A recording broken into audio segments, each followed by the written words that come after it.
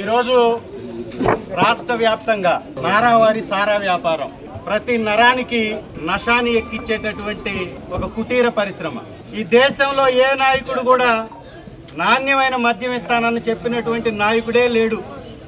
ఒకే ఒక్క నాయకుడు మద్యం మీద కూడా రాజకీయం చేసి లబ్ధి పొందేటటువంటి నీచమైన ఆలోచనతోటి చంద్రబాబు నాయుడు గారు మాత్రమే కల్తీ మద్యం సరఫరా చేసే ఆలోచన మనసులో పెట్టుకొని నాణ్యమైన మద్యం అని చెప్పి పేదలకి మద్యానికి బానిసైనటువంటి ఆ మద్యం అలవాటు ఉన్నటువంటి వ్యక్తులకి ఈ రాష్ట్రంలో వైఎస్ఆర్ కాంగ్రెస్ పార్టీ ప్రభుత్వంలో అమ్ముతున్నటువంటి మద్యం అంతా ఒక కల్తీది.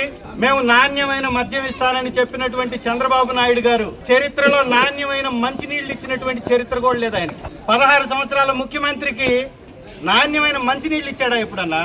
మరి అలాంటి వ్యక్తి మాటలు నమ్మి వైఎస్ఆర్ కాంగ్రెస్ పార్టీ ప్రభుత్వంలో తప్పులు జరిగాయని నమ్మినటువంటి ఆ మద్యం ప్రియుల నోట్లో మట్టి కొడుతున్నారు. ఈరోజు రాష్ట్ర వ్యాప్తంగా వైసీపీ ఆధ్వర్యంలో నకిలీ మద్యాన్ని ప్రోత్సహిస్తున్నామని ఎర్రగొండపాలెం నియోజకవర్గంలో కూడా ఇక్కడ ఉన్నటువంటి శాసనసభ్యులు కొద్దిమంది వైసీపీ నాయకులతో కలిసి ఎక్సైజ్ సర్కిల్ ఆఫీస్కి వెళ్ళి వినతి పత్రాన్ని సమర్పించినటువంటి సందర్భం ఈరోజు మనకు ఎదురైంది.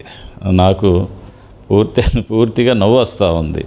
ఎందుకు నవ్వు వస్తుందంటే జగన్మోహన్ రెడ్డి ముఖ్యమంత్రిగా ఉన్నప్పుడు తాడేపల్లి ఇంట్లో కూర్చొని దొంగ మద్యం మీద వచ్చినటువంటి డబ్బులను లెక్కేసుకునే క్రమంలో ఎక్కడ కూడా 5 సంవత్సరాల్లో ఏ ప్రాంతంలో కూడా పర్యటించకుండా ఉదయం నుంచి రాత్రి వరకు దొంగ మద్యంతో వచ్చినటువంటి డబ్బులను లెక్కేసుకునే క్రమంలో ఆయన బిజీ అయిపోయి ఎవరైతే ప్రభుత్వం ఒక అథారిటీగా లైసెన్సులు పొంది మద్యాన్ని తయారు చేసేటటువంటి కంపెనీలన్నిటిని కూడా బలవంతంగా మోతేసి ఆయన సొంత బ్రాండ్లను తయారు చేసి గత 5 సంవత్సరాల్లో రాష్ట్రంలో ఎంతోమంది పేద ప్రజల ప్రాణాలని నాసి రకం మందు దాగి చనిపోయినటువంటి పరిస్థితులు గత 5 సంవత్సరాలు మనం చూసాం.